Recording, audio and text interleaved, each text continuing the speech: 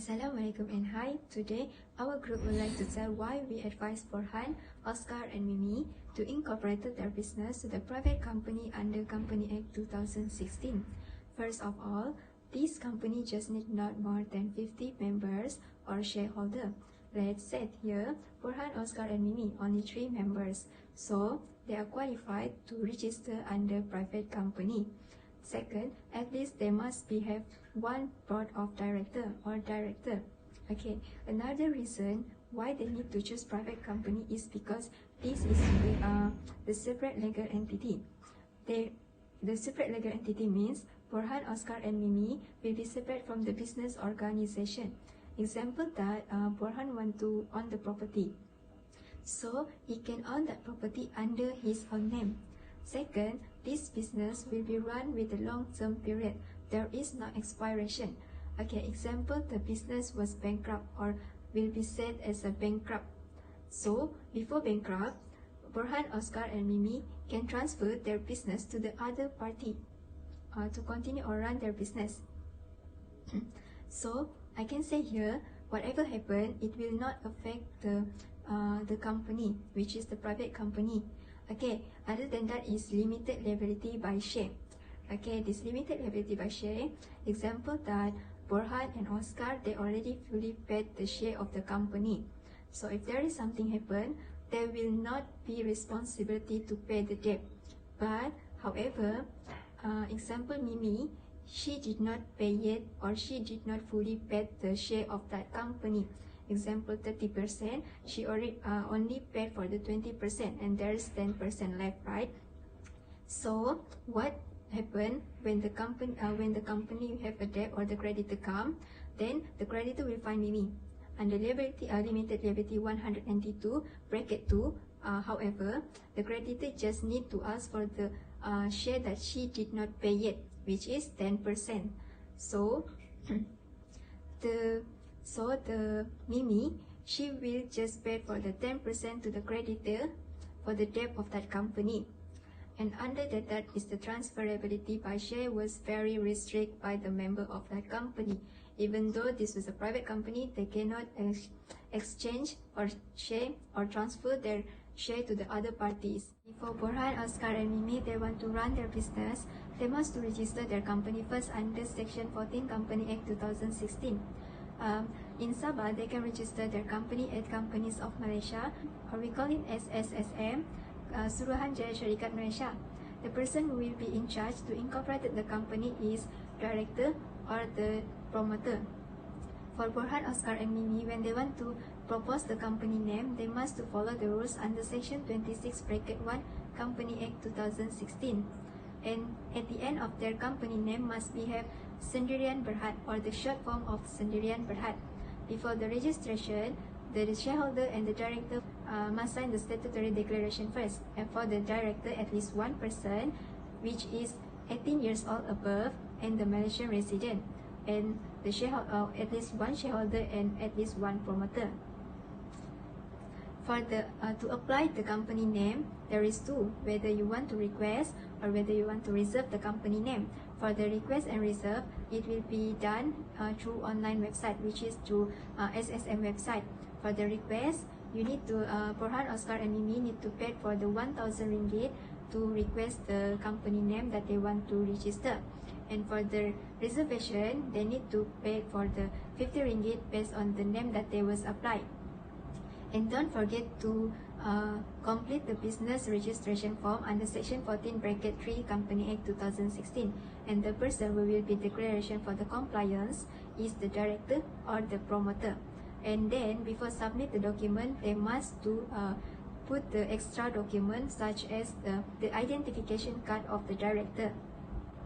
And then before they submit the document or on the time that they want to submit the document, they need to bring the 1,000 ringgit to pay. Other than that, the certificates of the appliance of the incorporated company will be granted by the SSM only. And then within 30 days of the incorporation of the company, they must to find the secretary.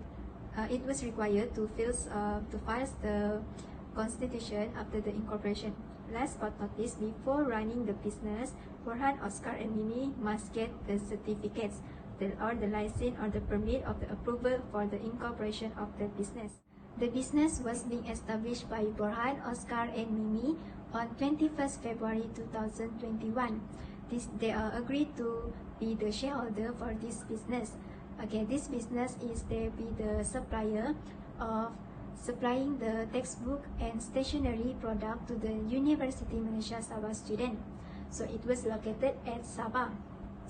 And then their mission is to fulfill the customer needed, and the vision is they want to be the best choices university product, which is be the best suppliers to supply the textbook and the stationery product to the University Malaysia Sabah student for the long-term period.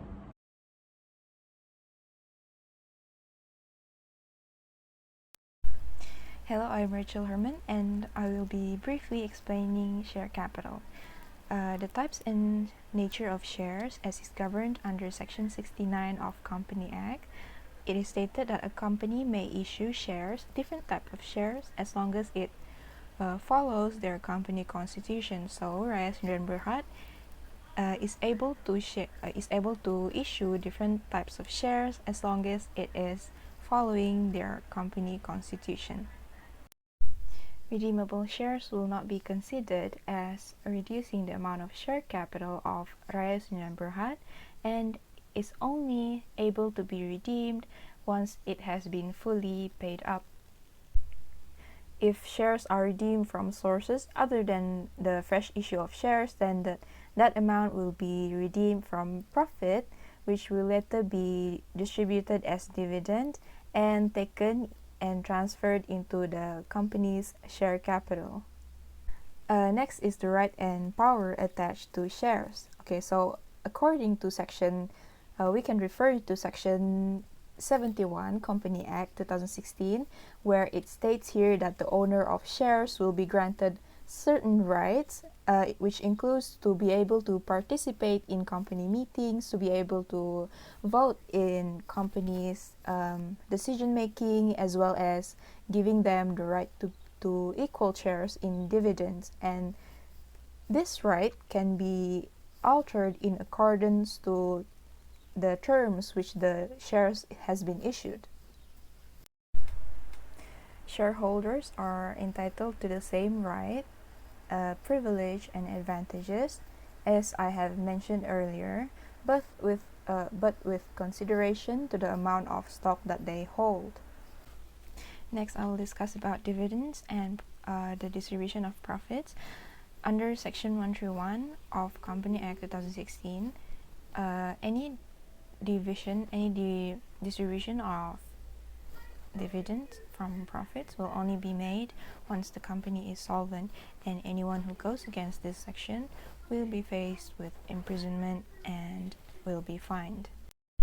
Any distribution of profits needs to be authorized by directors, and they also have the right to stop any authorized distribution of profits if they find that it will cause the company to be not solvent once the distribution is made, and punishment in form of fine or imprisonment will be imposed on those who authorize improper and unlawful distribution of profit.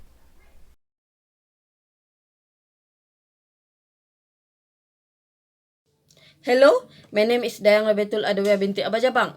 Today, I would like to explain to Borhan, Oscar and Mimie about these two draft agreement that they should know to create their own company for their business.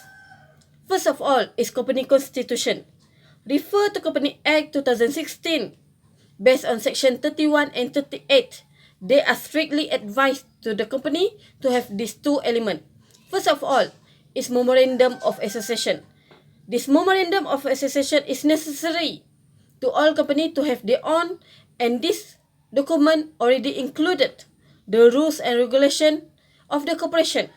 Second element is the Article of Association. This Article of Association is optional to the company to create their own or not, but my advice is they can create it so they can adjust the rules like appointment and meeting procedure.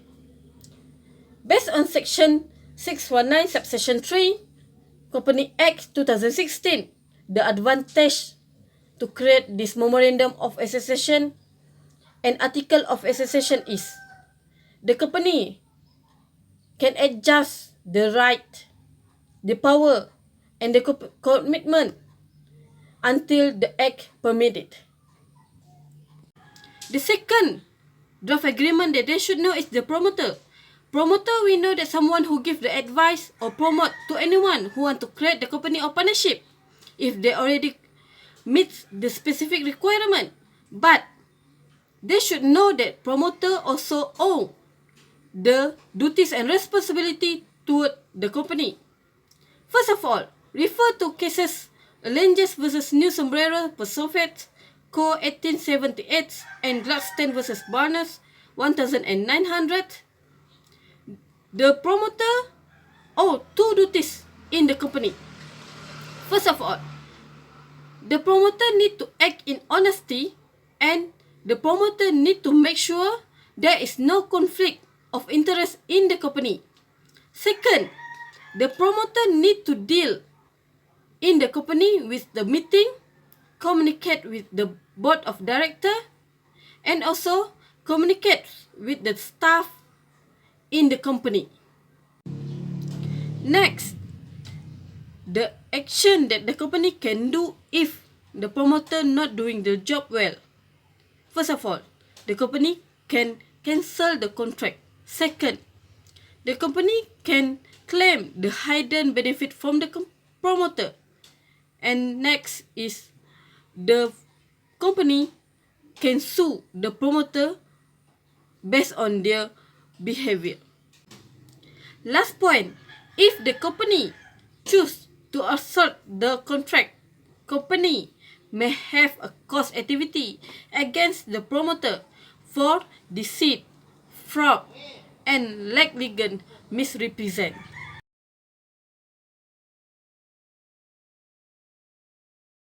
So hello, my name is NURFAEZAH and I'll continue to explain about the directors. So who can be a director? First of all, he must be a natural person. A natural person is a living human being with consciousness, not a monster. Because law can be applied to monster. It only can be applied to living human being, a person with consciousness. And then, second of all, he must be at least 18 years old or above.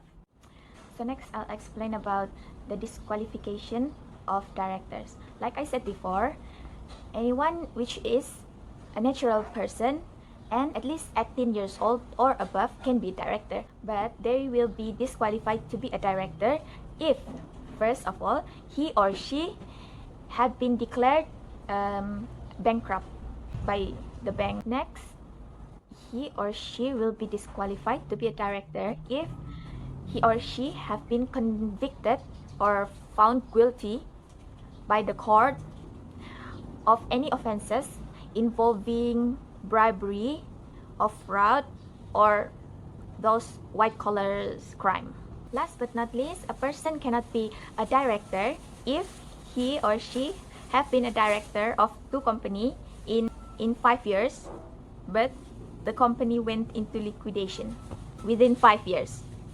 But with leave of court, even with these 3 disqualification, a person can act as a director too. Leave of court is a grant by the court of something which without the grant it will be unlawful to do. So far, we have been known who can be a director and the disqualification of director. So now, let's go to the duties and liabilities of a director. Any director of a company has this fiduciary duties to use her or his power just for the sake of the business and nothing else. Just for the business and in good faith. And then, for example, if Oscar became the director, then he must demonstrate or show reasonable care and skills and knowledge and experiences to other directors with the same duties as him because they will need it. And then a director has this duty where they have to make disclosure of the shares of the company, the information in the company, and about the contract, and so on. Last but not least, a director of a company are forbidden to engage in unauthorized use of company assets and took advantage of their position as a director because it is a violation of duty. For example, if the company has a house for the workers, but the director took over the house because he thinks that he is a director and he wants that house for himself only, then that is the violation of the duty. If the director of the company have already fulfilled all the duties, then he is not liable to any errors of judgment because he already fulfilled his duties in good faith, so he is not liable. After knowing the duties and the liabilities of the directors, then let's go to the termination of directors. There are three ways, which are retirement, resigning, and dismissal or removal. So retirement, in a private company such as Raya Sendirian Berhad, the company have to send a written resolution when deciding the retirement of a director. Second of all is resignation. If Raya Sendirian Berhad have only one directors, then the directors cannot resign. But they can only resign if there is a meeting that objective is to receive notice and to appoint another member to be the director, because it is impossible for a company to have no directors. And the third one is dismissal or removal of the director. They can remove or dismiss a director by using the procedure in section 206 of Companies Act 2016. The director can be dismissed before his or her retirement. So for example, in Raya Sendirian Berhad, Mimie is the director at that time. And then the company wants to dismiss Mimie or choose other individual instead to be the director.